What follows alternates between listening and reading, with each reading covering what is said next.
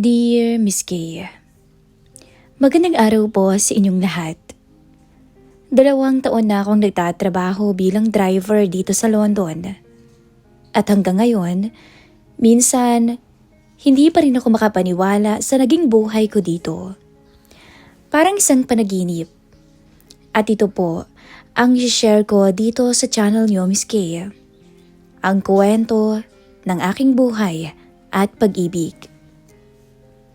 Itago niyo na lang po ako, Miss Kay, sa pangalang RC. 35 anyos na. May 2 anak sa Pilipinas. Isang lalaki na 12 anyos at isang babae na 8 taong gulang. Sila ang dahilan kung bakit ako nandito ngayon. Hindi naging madali ang buhay ko bago ako nag-abroad. Dati po akong jeepney driver sa Cavite. Sakto lang ang kita. Minsan ay kulang pa sa panggastos sa bahay at sa pag-aaral ng mga anak ko.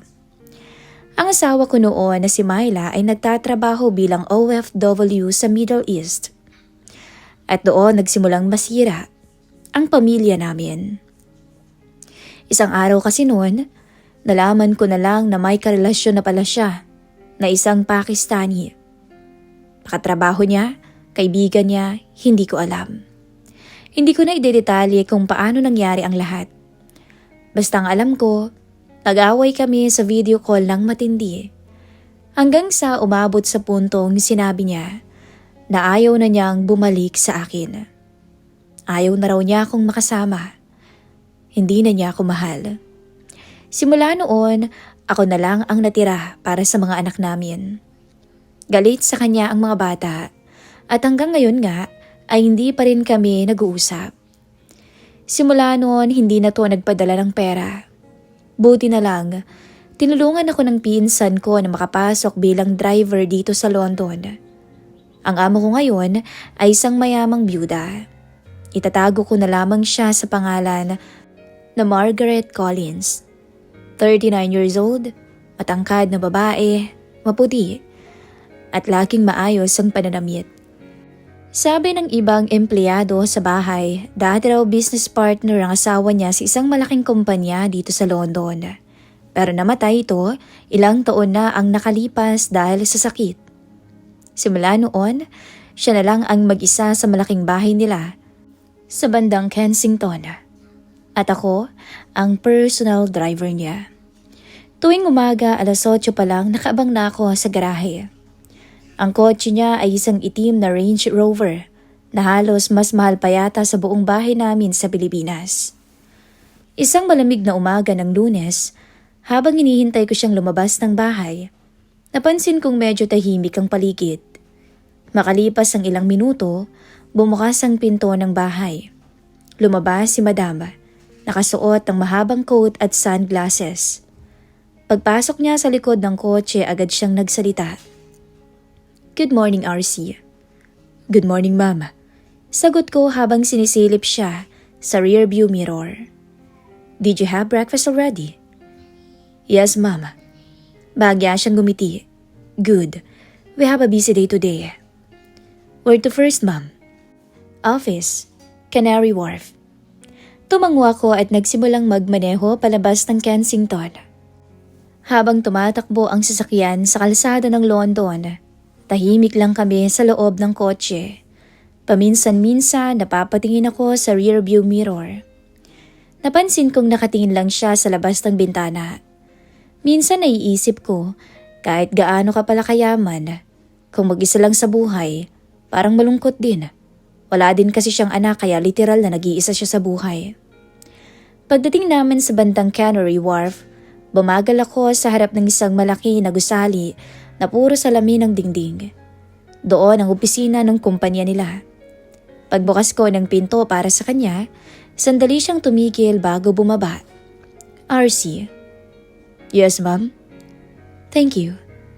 Medyo nagtaka ako. For what? For always being on time. Napangiti ako ng kaunti. It's my job, ma'am. Tumango siya bago pumasok sa building. Habang naghihintay ako sa parking area ng ilang oras tulad ng lagi ko namang ginagawa, napapaisip ako sa buhay ko. Hanggang kailan kaya ako magiging driver dito sa ibang bansa? Sa totoo lang, napakahirap ng malayo sa pamilya, lalo na't hindi sanay. Pero sa tuwing naaalala ko ang mga anak ko, nawawala ang pagod ko. Bandang 3:00 ng hapon, nag-text ang sekretarya ng amo ko. "Madam is ready for pick-up." Yun ang nabasa ko. Agad akong pumunta sa harap ng building. Pagkalabas niya, mukhang pagod na pagod siya. Pagpasok niya ng kotse, napansin kong medyo tahimik siya. "Home, ma'am?" Tanong ko. "Yes. But first, can we stop somewhere?"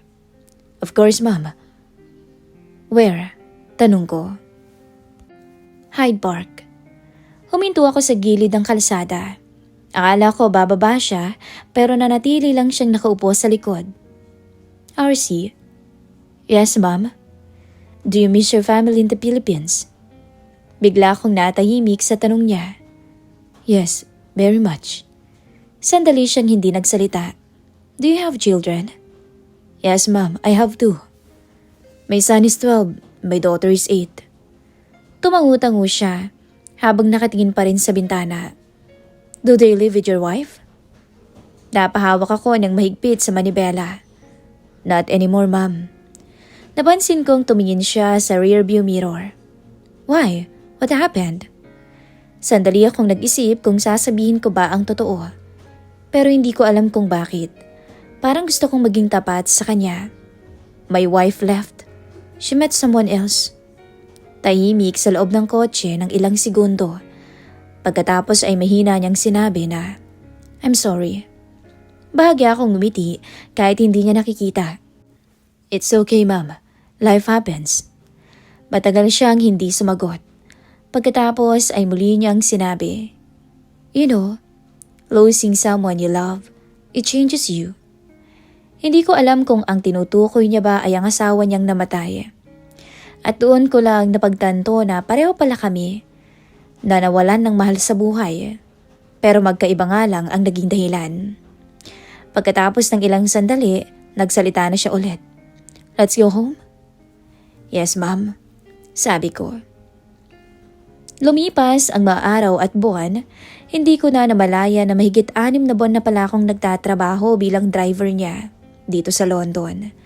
At sa loob ng panahong yun, halos araw-araw kaming magkasama. Sa biyahe, hatid ko siya sa opisina sa Canary Wharf, sinusundo ko naman sa gabi.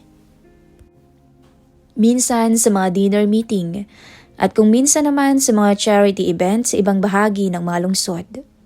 Sa totoo lang, napakaayos ng trabaho ko. Hindi rin ako mahilig makipag-usap ng sobra sa kanya. Pero si Madam Margaret paminsan-minsan ay nagkukwento tungkol sa buhay niya. Napansin ko rin na habang tumatagal, parang mas nagiging komportable siya ang kausap ako. Isang gabi ng taglamig, bandang 9:00 na ng gabi, nang tawagin niya ako sa intercom sa garahe. "RC, are you still there?" "Yes, ma'am." "Can you bring the car around the front?" "Yes, ma'am." Agad kong pinaandar ang kotse at pinark sa harap ng malaking bahay niya. Paglabas niya ng bahay, napansin kong hindi siya naka-formal na damit tulad ng nakasanayan. Nakasuot lang siya ng simpleng coat at scarf. Pagkapasok niya sa likod, nagsalita siya. "Can we go somewhere quiet?" "Of course, ma'am. Where would you like to go?" "Just drive. Maybe Hyde Park." Hindi na ako nagtanong pa. Tahimik ang kalsada habang minamaneho ko ang sasakyan papunta sa Hyde Park. Pagdating namin doon, pinarada ko ang kotse sa tabi ng kalsada kung saan tanaw ang mga ilaw ng parke. Tahimik sa loob. Pagkaraan pa ng ilang sandali, tsaka lang siya nagsalita. "RC?" "Yes, ma'am. Can I ask you something personal?" Sandali akong nag-isip bago sumagot. "Of course." "Are you happy working here?" Bahagya akong napangiti. "Yes, ma'am. I'm grateful for the job." "Even though you are far from your children?" Napabantong hininga ko. "It's difficult, but I'm doing it for them." Sandali siyang hindi nagsalita. Pagkatapos ay nagtanong ulit siya. "Do you still love your wife?" Napatingin tuloy ako bigla sa rearview mirror dahil sa naging tanong niya. Not anymore, Mom. Why? She chose someone else. Nung sinabi ko yun, para bang nakita kong napangiti siya. Pero hindi ko na lamang pinansin. Muling bumalik ang katahimikan sa loob ng kotse. Pagkatapos ay narinig ko siyang huminga ng malalim. You know, RC. Yes, Mom? I've been thinking about something for a long time.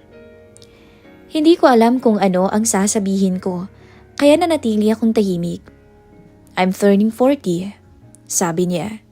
Tumango-tango lang ako kahit hindi niya nakikita. I spent most of my life building a company with my husband. Sandali siyang tumigil bago nagpatuloy. And then he died. Ramdam ko ang bigat ng sinasabi niya. I thought I would be okay living alone.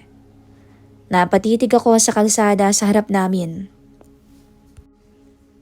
But the truth is, I feel very lonely. Hindi ko alam kung ano ang isasagot ko. Pagkaraan ng ilang segundo, nagsalita siya ulit. RC. Yes, Ma'am? What if someone like me wants to have a child? Bahagya akong nagulat sa tanong niya. A child, Ma'am? Yes. Hindi ko alam kung paano sasagot. You see, I have money, houses, businesses. Huminga siya ng malalim. But I don't have family. Naramdaman kong parang may gustong sabihin pa ang amo ko. At hindi nga ako nagkamali, Miss Kay. RC, I want to ask you something. Yes, Ma'am. Mahina ang boses niya nang sabihin niya ang mga sumunod na salita. I want to have a baby. Pakiramdam ko biglang tumigil ang mundo ko sa narinig ko. Hindi ako agad nakapagsalita. Ilang segundo ang lumipas bago ako nakapagtanong. A baby, Ma'am? Yes. Pagkatapos ay sinabi niya ang mga salitang hindi ko inaasahan. And I want you to help me. Para akong nabingi sa narinig ko. Ma'am? I don't understand. Mahina ako ng boses niya nang sumagot. I trust you, RC. Hindi ko alam kung saan pupunta ang usapan. You are a good man. A responsible father. Hindi pa rin ako nagsasalita. Pagkatapos ay diretsahan niyang sinabi. If you help me to have a child, I will take care of everything. Pakiramdam ko nanlamig ang mga kamay ko sa manibela. Ma'am? You will be compensated. Compensated? Yes. Mahina ang boses niya pero malinaw ang bawat salita. I can give you money. Enough to support your children for many years. Hindi ko alam kung ano ang sasabihin ko. Sa buong buhay ko bilang OFW, marami na akong narinig na kakaibang kwento, Miss Kay. Pero hindi ko inakala na mangyayari din ang kakaibang kwento ni ito sa akin. Ma'am, this is very sudden. I know. Hindi ko na alam kung saan ako titingin. I'm not asking you to answer tonight, sabi pa niya. Huminga siya ng malalim bago nagpatuloy. Just think about it. Tahimik ulit sa loob ng kotse. Pagkaraan ng ilang minuto, sinabi niyang, Let's go home. Yes, Ma'am. Habang minamaneho kong sasakyan pabalik sa bahay niya, magulo ang isip ko. Hindi ko alam kung matatakot ba ako o matutukso. Sa totoo lang, maganda siya. Napakaganda niya. At hindi ko nga maiwasang magnakaw ng tingin sa kanya. Sino ba ako? Para hindi matukso sa isang babaeng katulad niya. Pero isang bagay lang ang sigurado ko. Sa 6 na buwan ko bilang driver sa London, hindi ko kailanman inakala na darating ang araw na ganito ang magiging alok ng amo ko sa akin. At nang gabing yun, alam kong may desisyon akong kailangang harapin. Desisyong maaaring magbago ng buhay ko at sa buhay ng amo kong si Collins.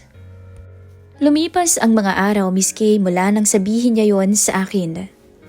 Isang araw noon habang nagmamaneho ako pauwi mula sa opisina, napansin kong may kakaiba sa tingin niya sa akin. Kanina pa siya nakaw ng tingin. hanggang sa hindi na niya yata kinaya. RC, simula niya, isang gabing tahimik sa kotse. Yes, ma'am. Sagot ko habang nakatutok ako sa pagdadrive. Have you thought about what I asked? Tanong niya na medyo mahina at tila kinakabahan pa. Natahimik ako. Alam kong darating ang araw na kailangan kong sagutin yon, pero hindi ko pa rin alam kung ano ang sasabihin ko sa kanya. I'm serious, dagdag niya. Yes, ma'am, I know. Sagot ko, titingin-tingin sa traffic sa harap. Sandaling tumahimik ulit siya bago nagpatuloy. I just want you to be honest with me. What do you feel, RC? Huminga ako ng malalim. Hindi ko kailangang isipin ang pera. Kung sakali kasing papayag ako, hindi yun ang pinakaunang dahilan. Ang katotohanan? Gusto ko rin. Kasi lalaki ako. Sino ba ako para tumanggi sa isang babaeng nagpapakita ng interes sa akin? Hindi naman ako santo, Miss Kay. At hindi rin ako bata. Palagay ko, lahat tayo. Kapag may pagkakataon, susunggaban natin. Lalo na't palay na ang lumalapit sa manok. Ma'am, umpisa ko. Medyo nanginginig ako noon dahil kinakabahan pa ako. Yes, RC. Sagot niya agad. Nakatingin sa akin sa rearview mirror. I'm okay with it. Sabi ko ng derechahan. If you really want me, I'm willing. Nagulat siya. Sandali siyang tumahimik. Pagkatapos ay bahagyang ngumiti na tila ba kinilig. You really meant that? Yes, I do. Sabi ko. Hindi ko alam kung bakit pero parang bumigat at sabay ring naginhawaan ang dibdib ko pagkasabi ko noon. Lumipas pa ang ilang araw. Ang bawat biyahe na namin ay may halo ng tensyon. Tila kami nagpapakiramdam ang dalawa kung kailan namin gagawin ang bagay na yon. Hindi pa rin namin diretsahang masabi-sabi sa isa't isa yon. Pero ramdam na ramdam ko na ang landian sa bawat tinginan namin. Pati na sa bawat panakanakang paghaplos niya sa akin kapag sasakay na siya ng kotse. Isang gabi, matapos ang isang gabing mahabang meeting sa Canary Wharf, umuwi na kami. Tahimik ang London sa gabi. Malamig din ang hangin. At ako, nakakaramdam ng kakaibang init dahil sa amo kong babae. Pagkabukas niya ng pinto, hindi siya agad bumaba ng kotse. Tumingin to sa akin. Halata ang kaba sa mukha. RC, come closer, sabi niya. Malapit sa bintana ng kotse. Lumapit naman ako ng dahan-dahan. Ramdam kong init ng katawan niya sa labas ng coat at ang aroma ng pabango niya na iba sa kahit sinong babaeng nakilala ko dati. I want you, sabi niya bigla. I want you too, sabi ko na lamang nang halos pabulong. Sandali kaming nagtinginan na parang may kakaibang tensyon na sa hangin na hindi ko pa nararamdaman sa kahit sinong babae dati. Hindi na yung simpleng atraksyon, may halo ng pagnanasa at excitement. Pagkatapos, bahagyang ngumiti siya. Tumingin siya sa akin ng diretso sa mga mata ko at sinabing, I've always wanted this. With you, RC. Hindi ko na napigilan ng sarili ko. Unti-unti, dahan-dahan kong hinawakan ang kanyang kamay. Hindi niya inalis. Sa unang beses, naramdaman ko ang init ng ibang katawan. Ang ibang lahi. At talaga namang kakaiba. Iba sa mga nakaraang babae ko sa buhay. Iba sa asawa ko noon. Ito ay kakaibang pakiramdam ng pagkakakilanlan at excitement. Sandali pa, bahagya niyang niyakap ang katawan ko. At parang lahat ng inhibition ko ay nawala. RC, I want you to know that I like you. I've liked you since the first day you work here. Bulong niya. Para akong nabingi sa sobrang tuwa at pagkagulat. Hindi ko alam, pero napakalalaki kong tao, pero para akong kilig na kilig ng mga oras na yon. Hindi rin humuhupa ang kabog ng dibdib ko noon. Hindi ko kasi inakala na ang babaeng iniisip ko lang na amo ay may ganong damdamin para sa akin. I feel the same. Sagot ko, Halos hindi ko mapigilan ng sarili kong titigan siya. I like you. I like you too. Hindi na kami nakapag-usap pa. Mabilis niyang hinila ang kamay ko. Sa kwarto niya, dahan-dahan niyang inalis ang coat niya. At dahan-dahan akong lumapit sa kanya. Ang bawat haplos ng kamay niya, ang bawat halik niya, ay nagbibigay sa akin ng kakaibang init. Ito ang unang beses kong karanasan sa babaeng banyaga. At talagang ibang-iba. Paulit-ulit niyang binabanggit ang pangalan ko noon. At sa totoo lang, sobrang ingay niya. Nalalong nagpabaliw sa akin noon. You're different. Balong niya pa sa akin habang nakayakap. I've never felt this way before. Neither have I. Sagot ko. Bahagya ang tingin sa kanya. Ramdam ko ang tibok ng puso niya sa katawan ko. Paulit-ulit niya akong pinapaamin. Bawat halik ay may halong lambing at ligaya. Bawat haplos niya ay nagpapakita ng paghahangad na matikman ang bago. Ang bago para sa kanya at bago rin para sa akin. This feels so different, RC. Bulong pa niya sa akin, halatang nanginginig sa excitement. I know, but I like it. Sagot ko habang hawak ang kanyang mga kamay at ramdam ang init ng katawan niya. Paulit-ulit niyang inamin na gusto niya ako, Miss Kay. At paulit-ulit ko ring sinasabi sa kanya na ang sarap niya. Nalabis niya talagang kinakatuwa noon. Sa unang pagkakataon natikman ko ang ibang babae na hindi katulad ng iba. Iba sa ex-wife ko. Iba sa sino mang babae. Dahil ang babaeng to, napakalambing, mapang-akit at lalong-lalo na may ububuga pagdating sa kama. Ang gabing yun ay simula ng pagbabago hindi lang para sa kanya, kundi para sa akin din. Simula ng isang lihim na relasyon na may halong excitement at kakaibang lambing na hindi ko pa nararamdaman sa ibang babae. Hindi ko pa alam kung ano ang kahihinatnan nito. Ang alam ko lang sa gabing yun, ako at ang amo ko ay parehong nagbigay daan sa damdamin namin. At ramdam ko ang tunay na init at kagustuhan ng isang babae. At hindi ko to nais palampasin. Mabilis lumipas ang mga araw at buwan. 2 buwan na mula nung magkaroon kami ng relasyon ni Margaret. Hindi ko yon sinasabi sa pamilya ko sa Pilipinas. Mas gusto ko munang ilihim ang kung anumang meron sa amin. Gabi-gabi kapag tapos ng trabaho at tahimik na, may nangyayari sa amin sa loob ng bahay.